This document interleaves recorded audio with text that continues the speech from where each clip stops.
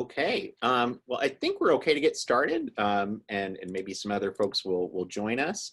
Um, I wanted to just thank you all for coming out tonight to talk to me on what um, turned out to be a pretty busy night in terms of both national politics and statewide politics, with the vice presidential debate and the gubernatorial debate happening later this evening.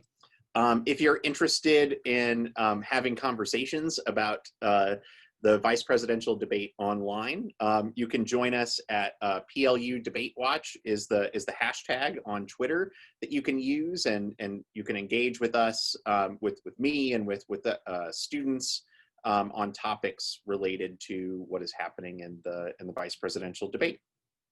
If you have questions for me this evening, put those into the Q&A that you'll find at the bottom of your screen. And at the very end of my presentation, I'll try to answer as many of those questions as I can in the time that we have. I'm going to try to finish with plenty of time to answer your questions. So again, I really appreciate the opportunity to talk to you all tonight. I really enjoy talking to both students and members of the community.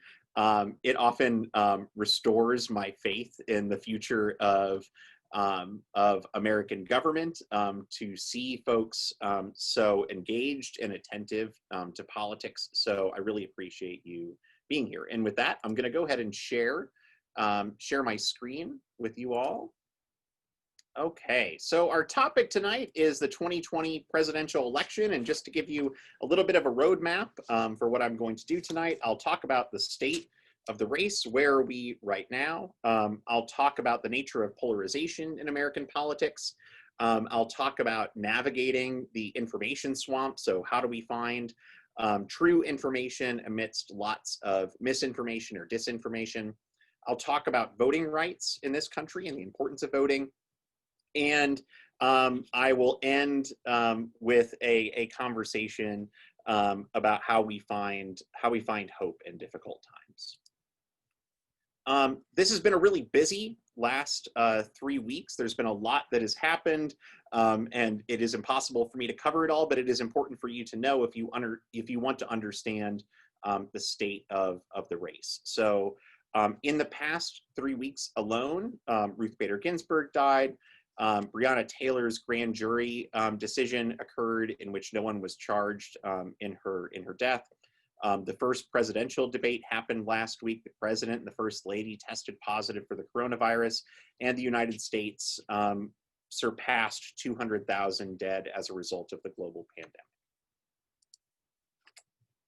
In spite of all of the turmoil in the race itself has been relatively stable, at least in terms of polling.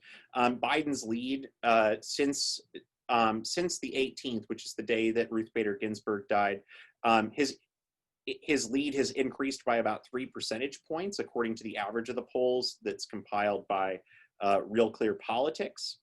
Over this same period of time, Biden is outperforming where Hillary was at this point in the race by about 3 percentage points. According to 538.com, they have Biden favored to win by about 80, it's about 83% likely that Biden wins according to their model. So 83 times out of 100 he would win, 17 times out of 100 Trump would win.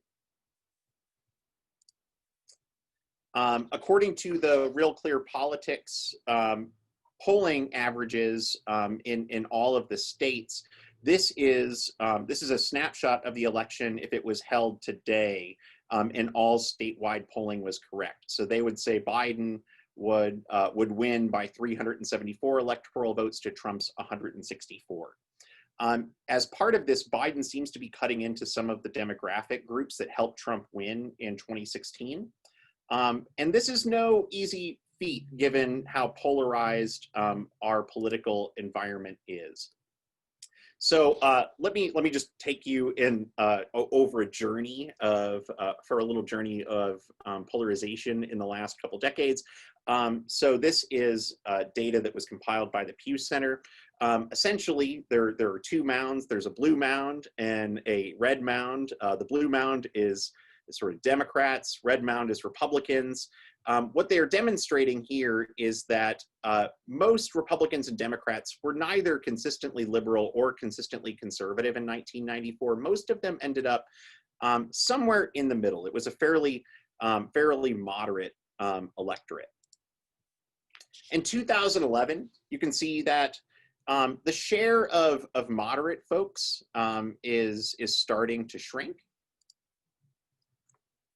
2017, more people are either in the sort of consistently liberal camp or consistently conservative camp. And so we have moved further apart in our politics over time. Not only has the electorate moved further apart, but also Congress has moved further apart. So according to some metrics, party polarization in Congress is greater than it has been since the Civil War. And so parties are not cooperating with each other. That is what is sort of demonstrated here. The red line is the House, the blue line is the Senate. The higher the line goes, the less the parties are working with each other, and that's what you're seeing. That's what you're seeing here. And it's not simply that we're not working with one another.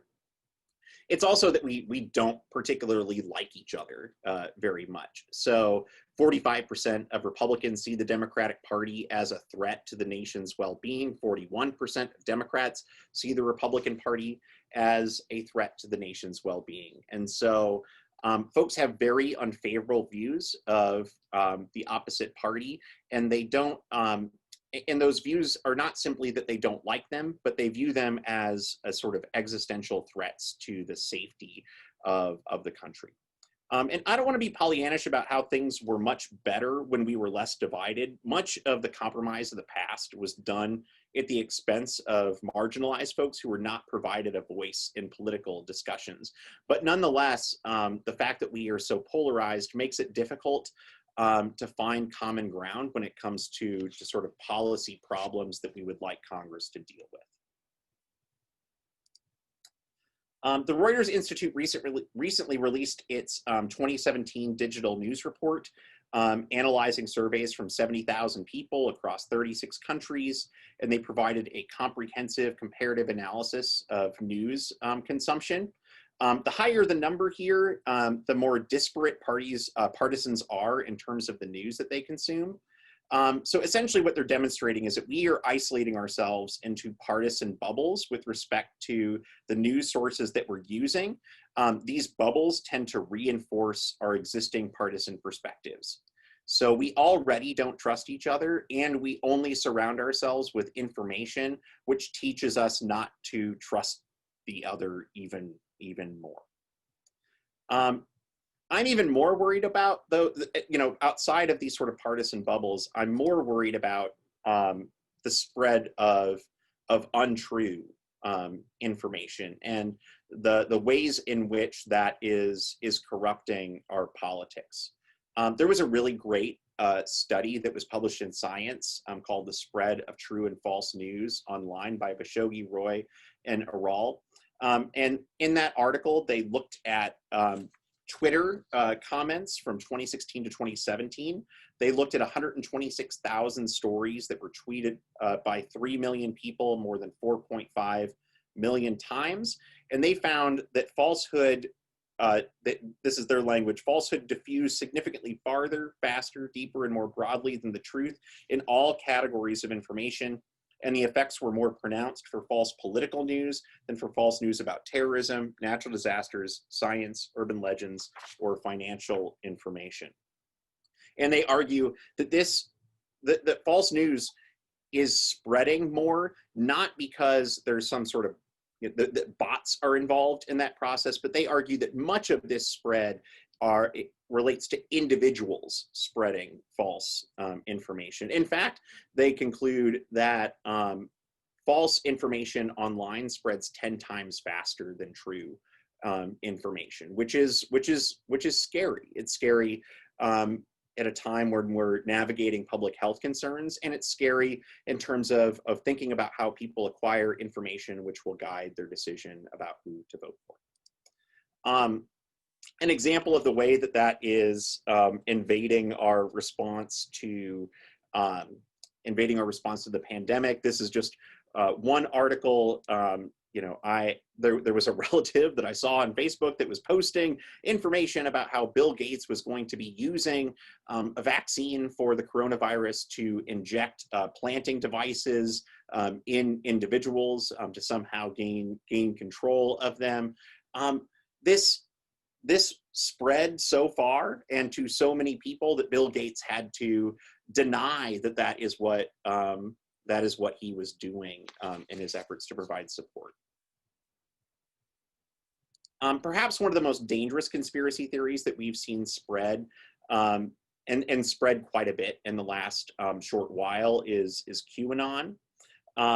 This is a rumor that is part of a baseless conspiracy theory that falsely states that the world is run by a bunch of Satan-worshiping pedophiles that is plotting against Trump while operating a global child sex trafficking ring. QAnon followers, who number in the millions, believe that this clique includes top Democrats like George Soros, Hillary Clinton, and Barack Obama, and they believe that real and actual political power resides not with public candidates like Joe Biden, but with those individuals exercising secret power beyond any immediately available, visible public link. And so this belief has sort of spread exponentially in the last while since the start of the pandemic, as people in lockdown turned to the internet for entertainment. Membership in 10 large Facebook QAnon groups grew more than 600%, according to a recent article by the Wall Street Journal. And far too often, we have seen politicians refuse to disassociate themselves from these sorts of beliefs. President Trump, in an interview with Laura Ingraham, said people that you haven't heard of are controlling Joe Biden, again, tying into this idea that actual power resides with this secret cabal of folks who are engaged in all sorts of nefariousness, as opposed to the actual candidates who are running for office.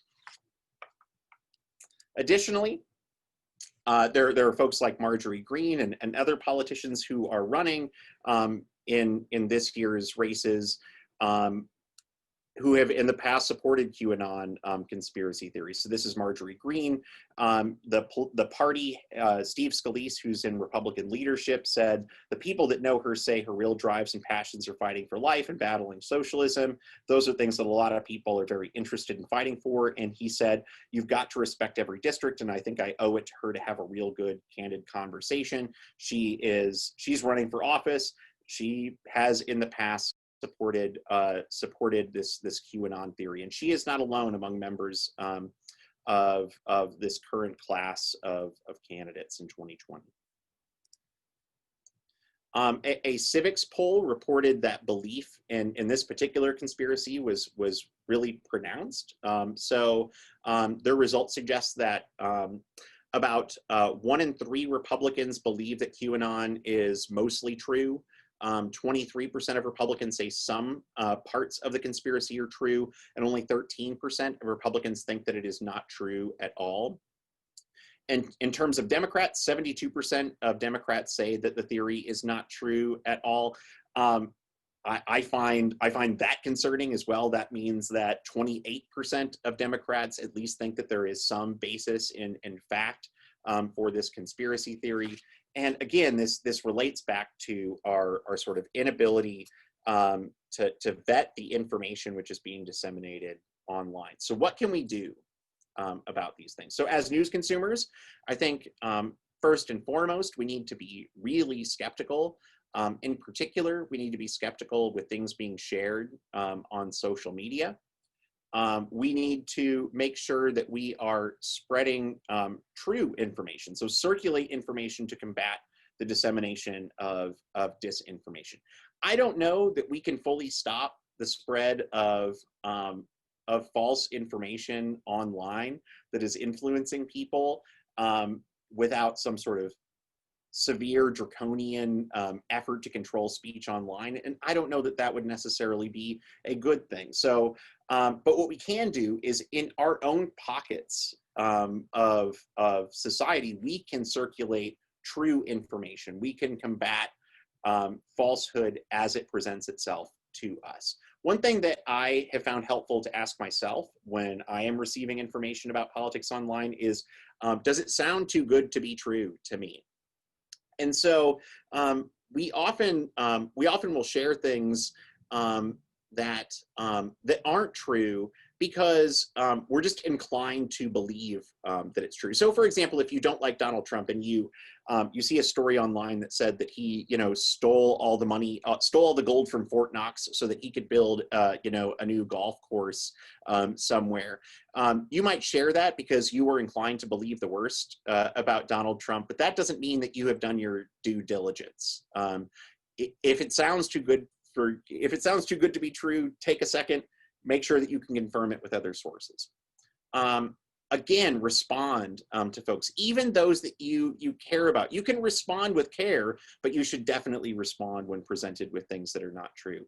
And you can vote and tell others how to vote. And that leads into the next thing that I wanted to talk about, voting rights and fraud. And let me just say here that in this next section, I'll be exploring some of the things that the president said with respect to voting rights in the first presidential debate. I am doing this not to attack the president, but to make sure that you all know that the data suggests that our ballots are secure and that efforts to personally prevent fraud are dangerous and unwarranted, regardless of who it is that you plan to vote for in 2020. So one of the things that the president said in the debate was that when you have 80 million ballots sent and swamping the system, it can't be done. Election officials say that that is not true. In fact, Louis DeJoy, who is head of the post office, who's come under a lot of scrutiny in the last handful of months, told the Senate last month the Postal Service would be able to deliver the ballot securely and on time, calling it a sacred duty. So you don't need to be worried about your ballot overwhelming the system by voting in this upcoming election. He also said there's fraud. They found them in creeks. They're being dumped in rivers. This is a horrible thing for our country. What he seems to be referring to here is a situation in Wisconsin where 3 trays of mail were found in a ditch close to the highway. It seems that those trays included lots of different kinds of mail. The post office is investigating that, but there doesn't seem to be any evidence that there was any wrongdoing involved or that there was any fraud or an attempt to influence the election in any particular direction. Similarly, he stated they found ballots in a waste paper basket 3 days ago, and they all had the name military ballots. They were military. They all had the name Trump on them. The FBI initially said that all 9 of the discarded ballots that they found were for Trump, but later amended that to say that 7 were. But there doesn't appear to be a nefarious motive involved here. It seems like there was some confusion about what the ballots actually were, and there's no evidence that there was an attempt to sort of rig the election in this process. They sent 2 in a Democratic area. They sent out 1,000 ballots. Everybody got 2 ballots. This is going to be a fraud like you've never seen. There was a county, Fairfax County, Virginia, where they sent about 1,400 people duplicate absentee ballots. But you can only submit 1 ballot. So there are safeguards in check or in place to make sure that no individual submits more than 1 ballot. Seems like, again, this was an error and not an attempt to change the outcome of the election. And he said, I read today where at least 1% of the ballots for 2016 were invalidated. They take them. We don't like them. We don't like them. And so again, ballots being invalidated is not something that is new.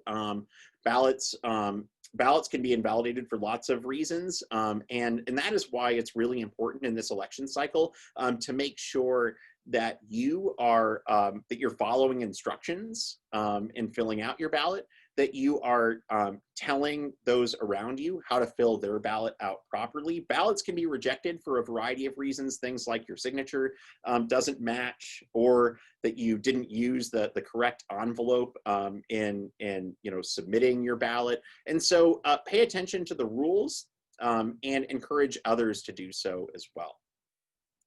But ultimately, there's just some things that you need to remember here. There's no evidence of widespread voter fraud.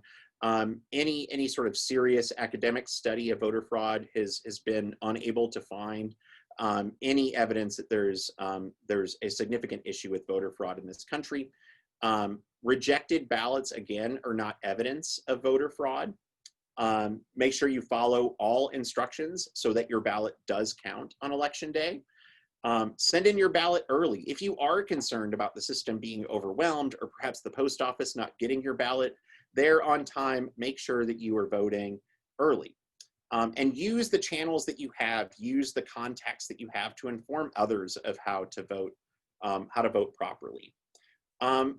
Additionally, it might take a little while on election day for us to get the results. We might not know that day. We might not know for several days after the election, because in some states they don't start counting ballots until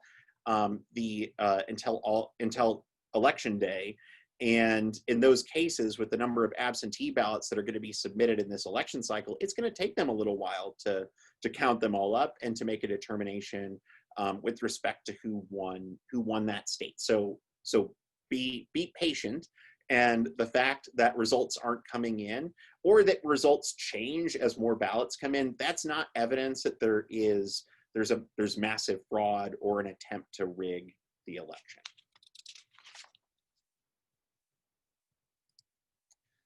Additionally, if you are talking to folks about voting, ask them to make a plan for voting. And so there was a really great research paper by Nickerson and Rogers called "Do You Have a Plan? Implementation, Intentions, Voter Turnout in Organic Plan Making." They said that when you make a call to somebody and encourage them to vote, you can double the effectiveness of that call by asking them to make a plan. And so making a plan for voting significantly increases the likelihood that someone will turn out to vote. So if you're worried about getting someone in your life, in your circle to vote, one way you can do that is plan making. One thing that we should be concerned about in terms of voting throughout the country is that since 2010, 25 states have put in place new restrictions on voting in the country. So 14 states have adopted more restrictive voter ID laws, and 6 states have implemented strict photo ID requirements. 13 states have laws making it harder for citizens to register. 8 cut back on early voting opportunities, and 3 made it harder to restore voting rights for people with past criminal convictions. And so in these red states, these are places where voting restrictions have been put in place. And we've even seen that happening in the midst of this election cycle. If you remember, the governor of Texas saying that there was only going to be 1 ballot drop-off place per county in the state, meaning that some small rural areas will have 1 drop-off box, but other districts where there are 4 million people will still just have 1 place to drop off ballots. And it seems as if this is pretty intentionally designed to decrease voter turnout. Another thing that scares me in this election cycle is the fact that Trump has told his supporters to monitor polling places. And this should be something that is concerning to you. So the Justice Department, the FBI, they're already planning for the possibility of election day violence and voting disruptions. By telling folks to analyze the voting of other people who are voting, we are inviting conflict and violence. And so if you are someone who is thinking about doing that, I would strongly encourage you not to do that. There is no evidence that vote rigging or that some sort of fix is in with respect to the election, and this kind of behavior is only inciting potential turmoil at the ballot box.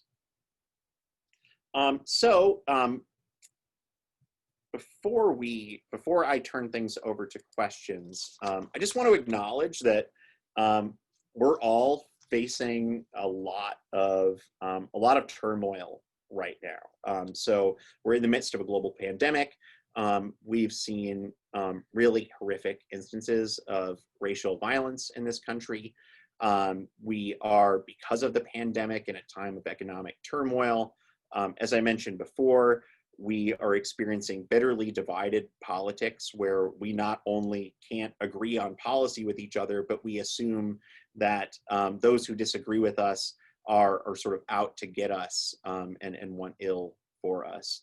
And we're facing, and we continue to face, the existential crisis of climate change. And given our divided politics, it becomes difficult at times to imagine public policy solutions which would gain the consensus necessary to make meaningful change in that space.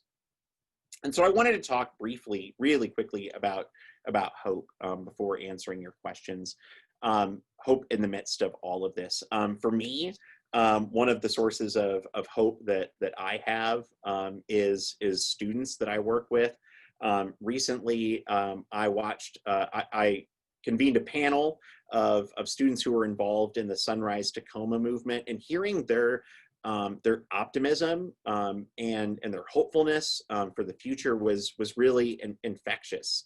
And being around students who care and who are deeply invested in their community gives me hope that in the future we are going to have people in power who can address the public policy concerns that are so important. Also, I don't think that you have to be optimistic to be hopeful. And so this is a quote that I really enjoy sharing. This is from Cornell West when he was talking about the difference between optimism and hope. He says, hope and optimism are different. Optimism tends to be based on the notion that there's enough evidence out there to believe things are going to be better, much more rational, deeply secular, whereas hope looks at the evidence and says, it doesn't look good at all, doesn't look good at all. Going to go beyond the evidence to create new possibilities based on visions that become contagious, to allow people to engage in heroic actions against the odds. No guarantee whatsoever. That's hope. I'm a prisoner of hope, though. Going to die a prisoner of hope. And I find that so incredibly powerful. We don't know that things are going to work out the way that we want them to work out, but a world where we don't have hope is one that is substantially worse than if we do. And so with that, I'm going to stop sharing my screen, and I am going to try to identify the questions that you have and answer as many of those as I can. Let's see. And if you haven't submitted questions, make sure that you do so. Okay, so looks like we have two questions from Sahara. So what are some of the clear differences between the Clinton versus Trump race and the Biden versus Trump race? The data seem to show an almost guaranteed win for Clinton in 2016, but obviously that wasn't the case. Yeah, I after 2016 joked with everyone that I was going to get out of the prediction business, but I think there are some things that are different here. The 3-point advantage that Biden has over where Clinton was at this time in the race, that's significant. That's a pretty significant improvement on where Clinton was at this time during the 2016 race. I would also say that the 2016 race was more volatile in terms of the polls. That there were ups and downs for both candidates. Here, what we have seen is incredible stability, and stability in the face of some of the most turbulent times that we've ever had as a country. And so that stability makes me think that a lot of folks have sort of made up their mind. They're not waiting for the next development to decide what they're going to do in the election. They've already made up their mind. So those are some things that I think are different. That being said, there are no guarantees in terms of the outcome, and polls are just a snapshot of where we are in this moment. And perhaps there is something that could occur that would shake up the race in a way that that we haven't seen it get shaken up yet. The next question was, is there any way in the state of Washington to see if your ballot has been rejected? For example, my signature is based on my driver's permit ID that was from when I was 15. I think you can look on the, I think you can look, I would go to the auditor's website and see what they have available, for that. I imagine that you can check into that to make sure that it has been accepted. Next question is from Anonymous. What would a Pence administration without Trump and a Harris administration without Biden look like? Well, I think that a Pence administration without Trump, will take that first. It would be quieter, a Pence administration without Trump. I don't think it would be as chaotic. But I think that by and large the policy pursuits would be relatively similar. That Trump by and large has pursued a pretty doctrinaire conservative policy agenda, and I think Pence would do something similar.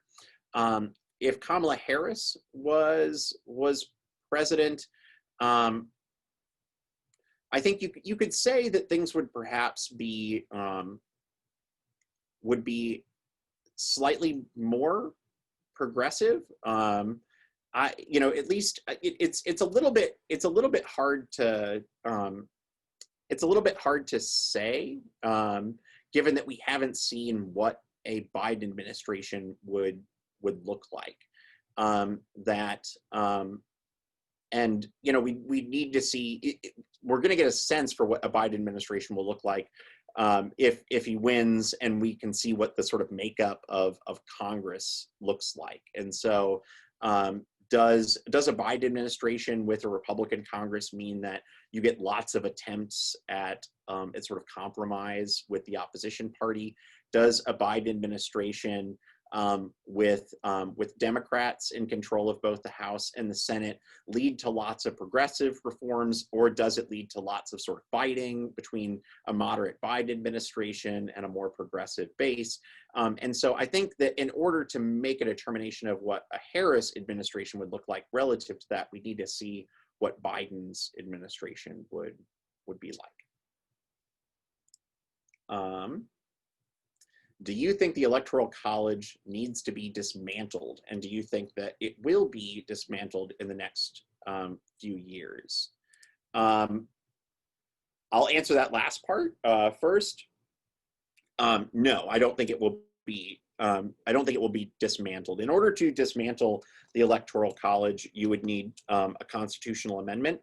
And I don't imagine, given how divided things are right now, that there would be a way to get the consensus necessary in order to pass a constitutional amendment. Do I think that we should get rid of the Electoral College? I think there are probably better ways. I think there are probably better ways to do things. I think that there's an interesting effort being undertaken by a lot of states called the National Popular Vote Interstate Compact, where basically the agreement is, if enough states agree to this compact, you know, in a way that gives that collection of states 270 electoral votes. All the states will agree to give all of their electoral votes to the winner of the popular vote. I think that is, I think that's a really interesting way to sort of work around the fact that that it's really difficult to get enough folks on board to change the Constitution. What am I looking forward to in the vice presidential debate tonight? Well, I hope, unlike the first presidential debate, that I can get a sense, so that both sides get a chance to speak. That it was fairly chaotic, the first presidential debate, and I think because of that, you know, really getting a sense for the best arguments on both sides was pretty difficult, and so hopefully we'll get a more a calmer debate where both folks have a chance to answer the questions.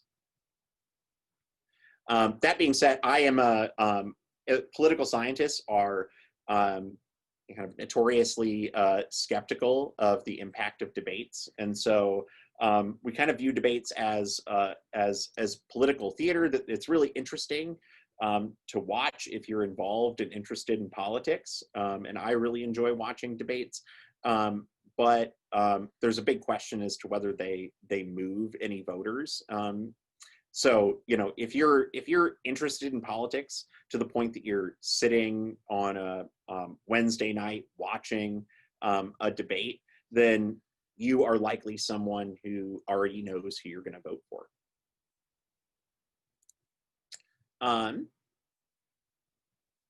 Okay, so this is a question from Anonymous. Not to be morbid, and sorry if you already answered this. What would happen if Trump's COVID case leads to death before the election? That's a really good question.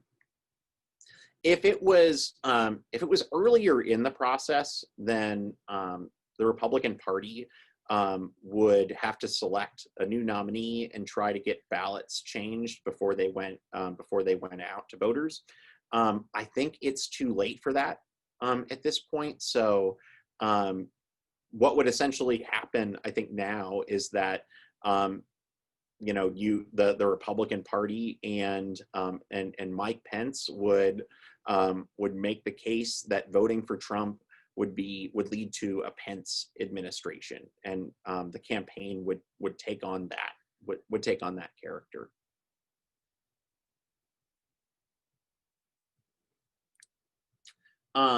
Young people. So this is from Anonymous. Young people have historically not turned out to vote in great numbers. Do you think that will change with this election, and why? I sure hope so. I am not somebody that subscribes to the belief that young people don't care about politics. There's a great book by a political scientist, Russell Dalton, called The Good Citizen. And in it, he basically says there's two types of citizenship. There's engaged citizenship, which is doing things like protesting and writing letters to representatives and really getting involved in your community. And then there's duty-based citizenship, things like following the law and voting. And his argument is that young people do an awesome job with engaged citizenship. They care deeply about their communities. They protest, they write letters, they get involved, but they're distrustful of the system. They don't think the system works, and so they're less likely than their older counterparts to do the sort of duty-based forms of citizenship, like voting. And his argument is that we really need to bridge that gap, and so that's one thing that that I talk a lot about personally with young folks. And I know that our students on campus are doing a great job. Loot Vote is an awesome organization that does so much good work registering people to vote, providing information to folks about how to turn out and vote. And so I am optimistic that we can match up that engaged citizenship with voting in really meaningful ways, and will continue to be optimistic. Another anonymous question, you've given a couple examples of misinformation spread by Trump. Do you have any examples of misinformation spread by Biden? Let's see.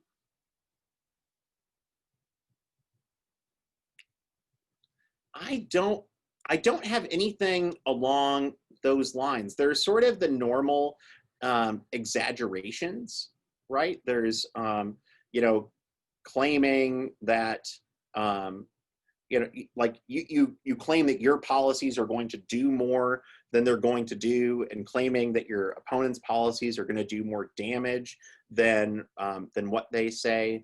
But there aren't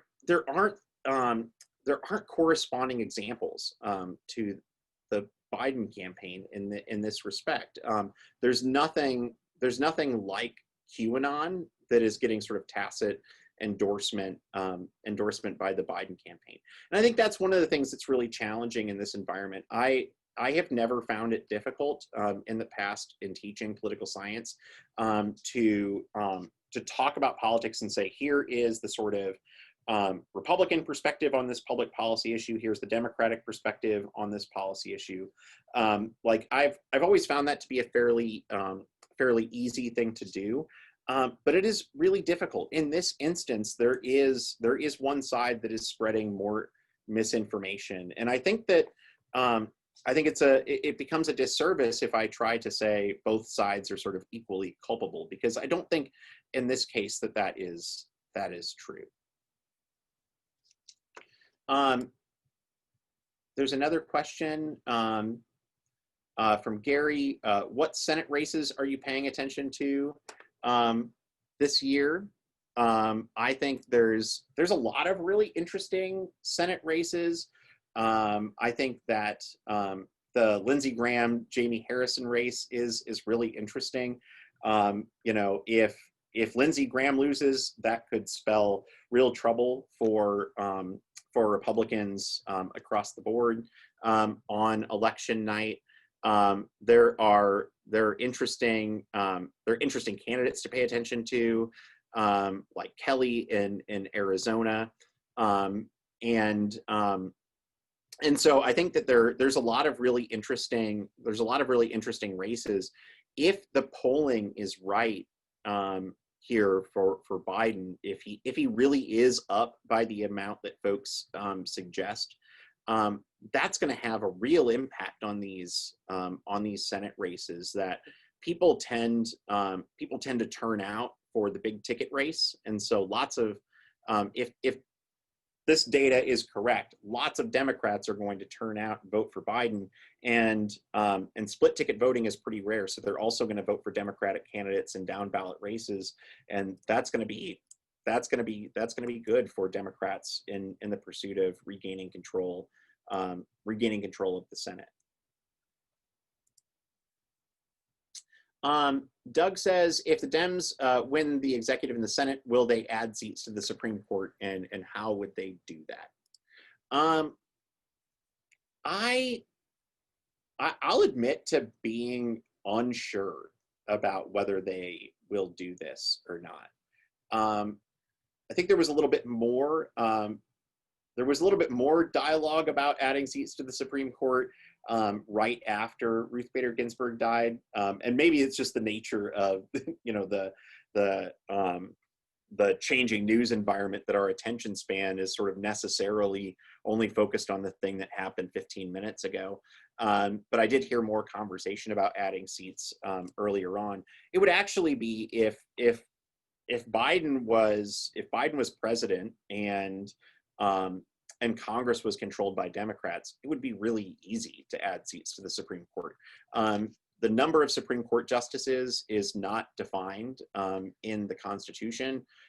That is decided by Congress. And so if you had a Congress that was willing to, and a president that was willing to get rid of the filibuster and pass legislation that increased the number of Supreme Court justices, that would be all that you'd have to do. Biden and Harris have so far been reluctant to answer questions about whether they would support that. They've said pretty explicitly, we are not going to answer that question because they're afraid of that kind of dominating the discussion on this topic. It's unclear how long they can avoid answering that question. I guarantee that that will come up in the vice presidential debate tonight, and we'll see if they have a different answer to that question. Abrietta says, how would you recommend engaging with people who disagree with you politically? This is a great question, and I would say, you know, most of the time, at least in my experience, it has not been particularly difficult, as long as there is there's trust between folks. And so, like, I have debates with folks that I know who disagree with me, and we can have strong disagreements and debate and still love and care about each other afterwards, because the sort of connection is already there. Not to say that things don't get tense. Certainly, I imagine lots of folks have more difficult Thanksgiving dinners recently, but I think it's really difficult right now to have conversations with folks where there is no existing relationship.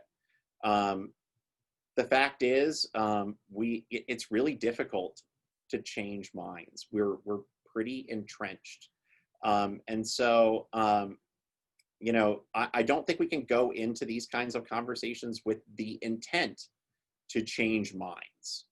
What I would say is, use conversations to learn about people and where they're coming from and why they believe what they believe.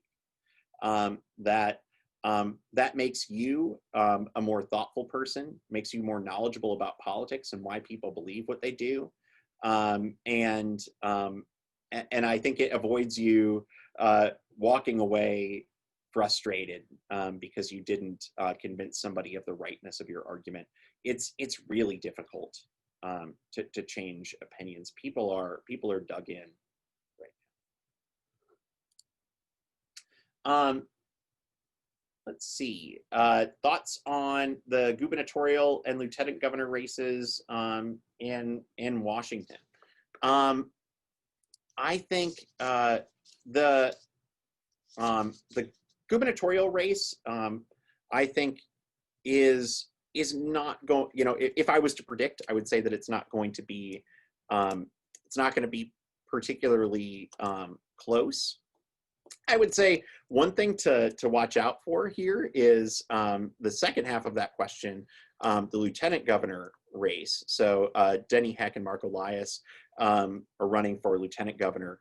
We're actually going to have a great, if you go to the, if you just Google PLU election 2020, in the coming days, we're going to have a link to an event that we're going to put on the night of the lieutenant governor debate, which is on October 22nd. And I'll be moderating a panel of some really, there's a Gonzaga professor, an alumni of PLU who is doing great work engaging voters throughout the state, and a journalism professor at WSU and one of our own faculty members. And we'll be talking about lieutenant governor race and statewide politics. But that race is really interesting. And I think has a little bit, you know, if you're paying attention to national politics, it is unsurprising that Governor Inslee's name has kind of circulated in terms of who would be a good fit in, you know, for heading an organization like the Environmental Protection Agency. And so if Inslee was to get tapped to serve in a Biden administration, whoever we elect as lieutenant governor would temporarily, until there was a special election, serve as governor. And so that kind of makes the lieutenant governor race, you know, it adds a little bit of extra importance to that election. Cassie says, Trump has refused to say whether he would leave office peacefully if he lost the coming election or not. How do you think that situation could play out, considering how divided the country is and the possibility of having Amy Coney Barrett on the Supreme Court? This is the thing that scares me the most. I don't know. You know, like political scientists, we're not an alarmist bunch, but I have certainly seen a lot more folks in the discipline worried about the sort of fragility of American democracy, particularly around these questions of transitions of power. And so I really, I worry about that. I worry about what happens, you know, if we don't have results on election night, and, you know, it looks like maybe Trump's ahead on election night, but then as more ballots come in, he starts to lose ground, and there's lots of claims that, you know, there was voter fraud or people are trying to rig the ballots, and that creates violence and turmoil. Like I worry about those things, and that's why I really stress that within your circles, it's important to spread true and accurate information about legitimacy of the voting process. One of the real strengths of our democracy has been that we have had incredibly contentious election seasons in this country, and we have always had peaceful transitions of power. The first presidential election that I ever voted in was the Bush versus Gore race. And it is hard to imagine something that is much more contentious than that. But still, at the end of the day, Gore steps aside, and George W. Bush assumes the presidency without violence. And so it's been one of the hallmarks, one of the things that I think that is really great about the democratic process. And I worry about whether or not that will be true in this upcoming election. I hope it is. Okay. All right. I think I have answered all of the questions. Great. And thank you all for just terrific questions. I really appreciated the questions. Very thoughtful, and always feel free to email me if you have questions that you would like to discuss in more detail. But it has been a real pleasure to be with you tonight, and I hope you all have a great rest of your evening and enjoy some good debate watching. And I believe there's another event for homecoming tonight where there's wine drinking, and so that turns out really well with that pairs really well with watching debates. And so I hope to talk to all of you again soon. Thank you.